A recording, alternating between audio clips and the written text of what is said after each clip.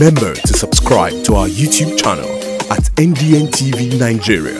Click on the subscribe button and be the first to get notifications. Welcome back. It's Inside the Niger Delta, the authentic voice of Nigeria's oil-rich region. Since 1999, oil-rich Delta State has been governed by the People's Democratic Party, PDP.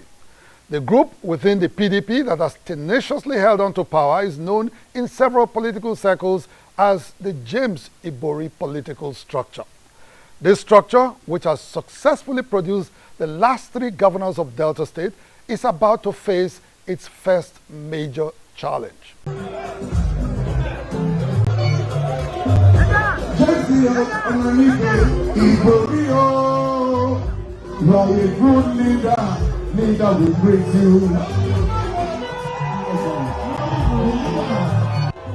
The Ijos of Delta State singing and dancing recently as they honor Chief James Onanife Ibori, who, as governor of Delta State, built the $50 million, 612-meter-long MAMODE Bridge, which enabled the Ijos of Delta State for the first time to easily move within some of their communities by road.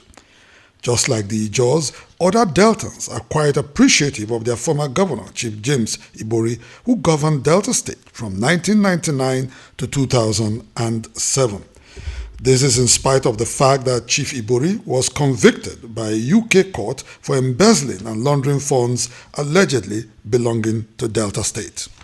This exceptional display of love and loyalty to James Ibori is born out of the fact that most Deltans believe that his performance as governor of Delta State is yet to be equaled by the 2 governors who have succeeded him. Also, Ibori's investment in people and the fact that he brought a lot of Deltans to prominence and indeed wealth has made him to continue enjoying unparalleled loyalty.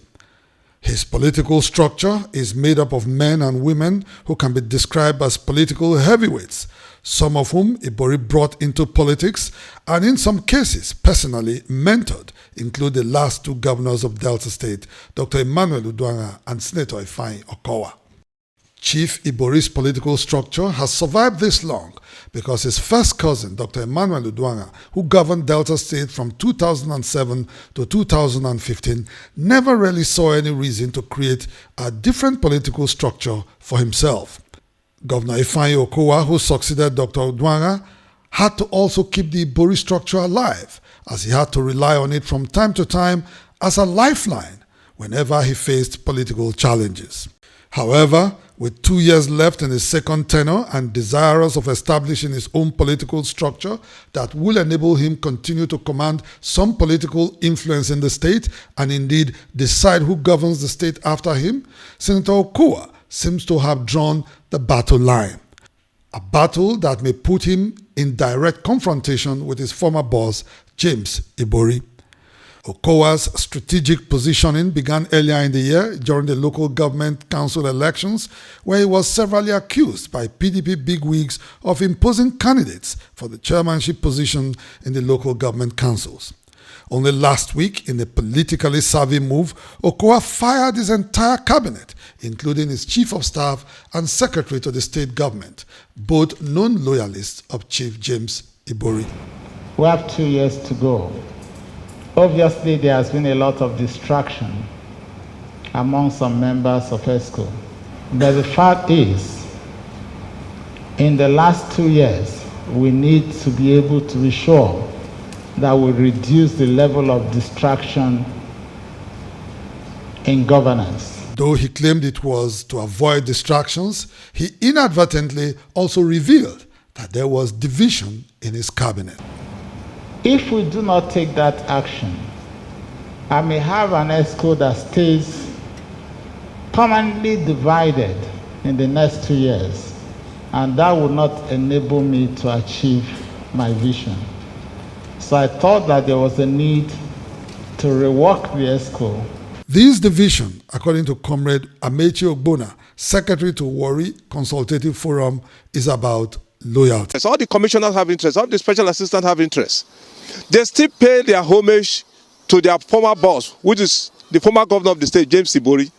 So the pilgrimage house remains in Ogara. And that is total distraction. So I support the governor for that, because they still believe that that man is the kingmaker. But they forget to realize that in the democratic process, it is one man, one vote.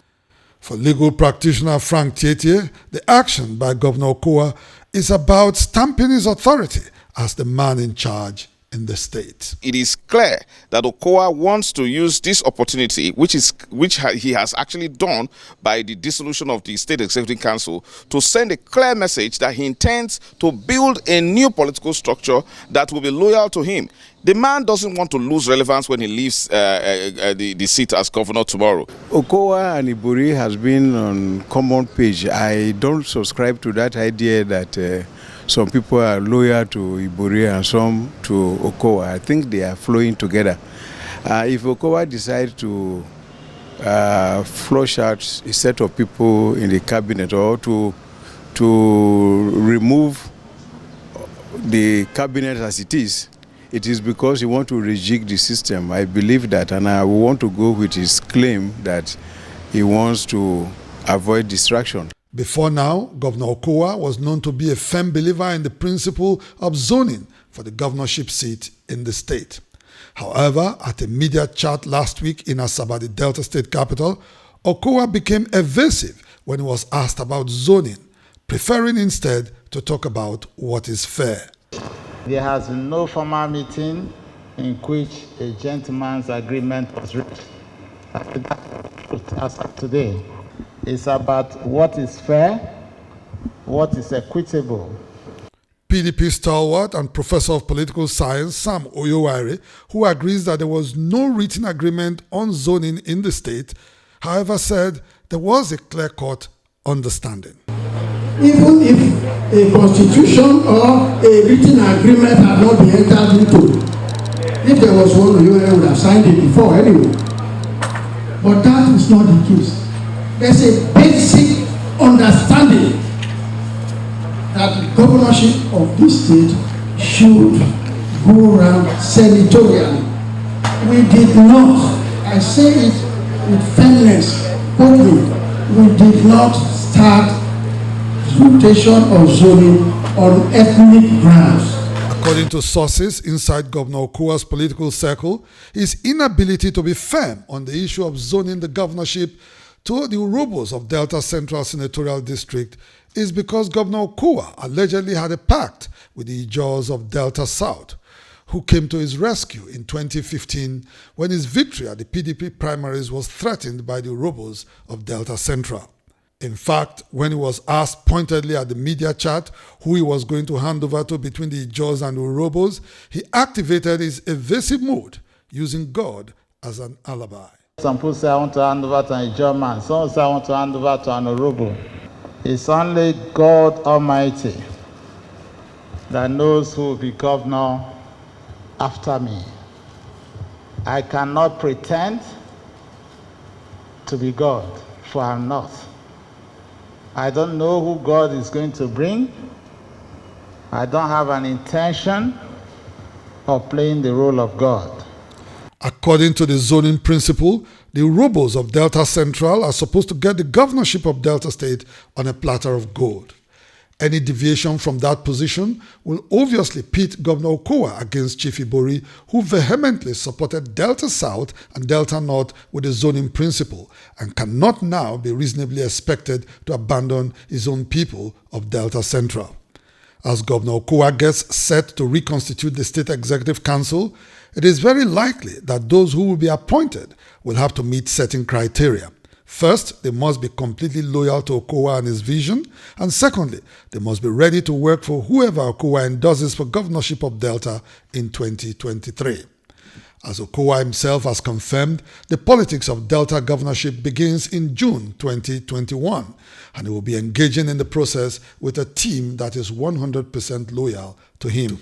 No doubt, interesting times are with Deltans as the race for governorship commences, 2 full years before the end of the Okowa administration. Inside the Niger Delta,